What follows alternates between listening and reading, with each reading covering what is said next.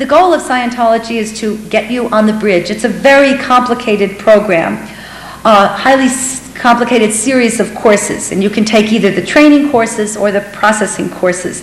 They are very, very, very expensive.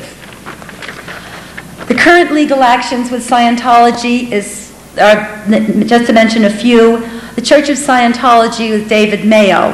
The basic dispute there is, can religious doctrines be trademarked? Can you have a doctrine and you say this is mine and nobody else can have it or talk about it? The Larry Wallersheim case is Larry Wallersheim sued Scientology and was granted a $30 million award. Now in California you have to post a significant amount of that award, not the whole thing I believe, in order to appeal.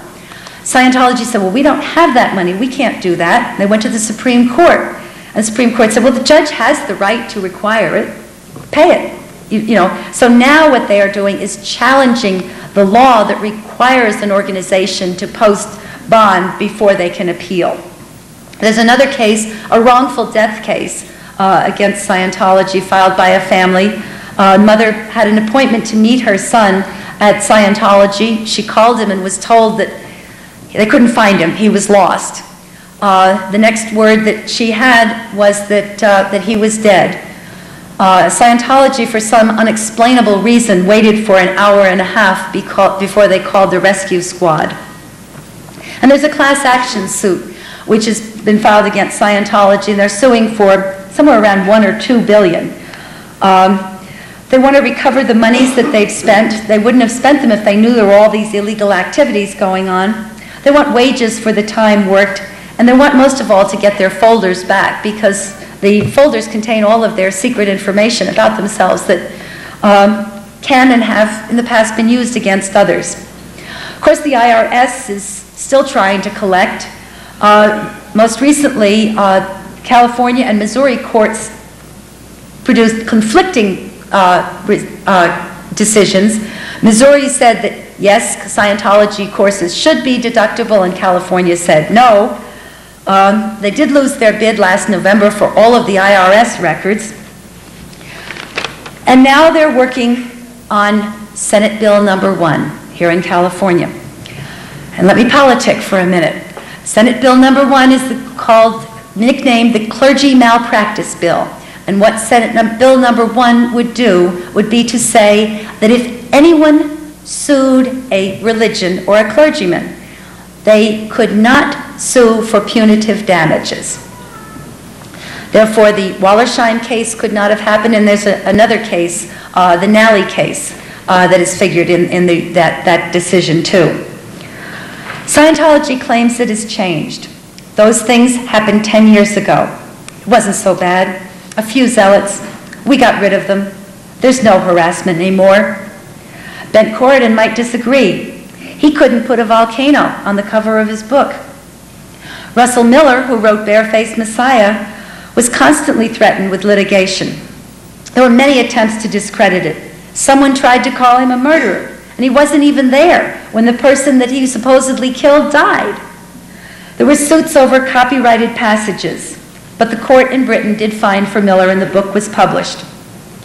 There are no more harassments, but the BBC did a documentary of Scientology. Several from this area spoke up. One of them had eggs thrown at her house. Another was delivered a great big chunk of maggots. Has Scientology changed? Can Scientology change? What do you think? And now I pause from a commercial message from our sponsor. Thank you.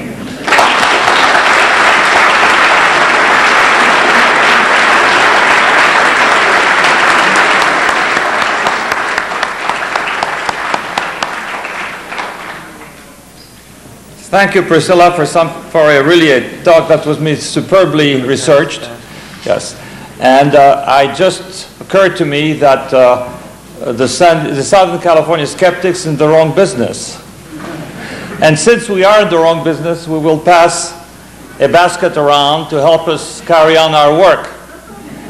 And Al, would you like to take over from me for the question? We'll also collect, if you have questions, If you have questions, please write them down and we will send people up to collect them and answer them in just a moment.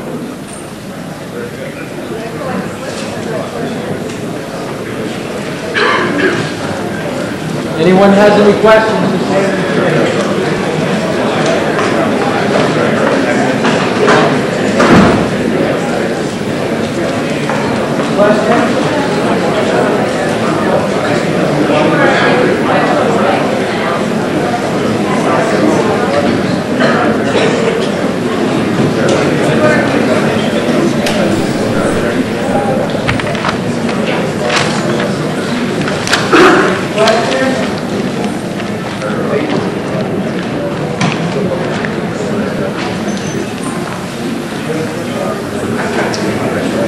Priscilla, have you been attacked for your material?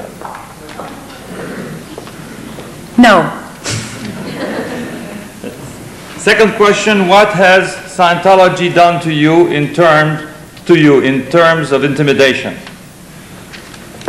Nothing. Do you know anything about, quote, Rama, unquote, whose ads have appeared in the Los Angeles Times, California magazine, etc.? This headquarters are now in Palo Alto. Rama, I believe, is really named Frederick Lenz. He was a follower of Sri Chinmoy, and had a group for a while by the name of Lakshmi. What's the name of the group now? No, he was Atmananda under Sri Chinmoy. I don't know what... Rama is what he goes by now. Yes, I am aware of him. 60 Minutes is supposed to do an expose on him in February. Did you all hear that? 60 Minutes is supposed to do an expose in February.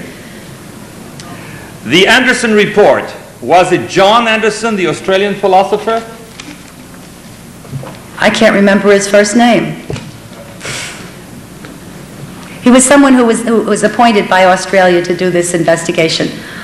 I think his name was John, but I don't remember, and I don't think he was a philosopher. A serious question. My wife left me to become a Scientologist. Is there any way to get her back? What do you recommend?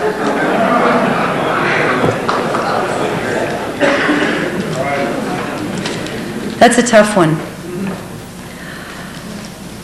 If you can keep communication open, there's always help. And there are people who will do counseling. It's very, very, very difficult. There are fewer and fewer people who will do Scientology counseling, but I do know that there are people who will do counseling. Here in Los Angeles, we have one of the 2 cult clinics in the country.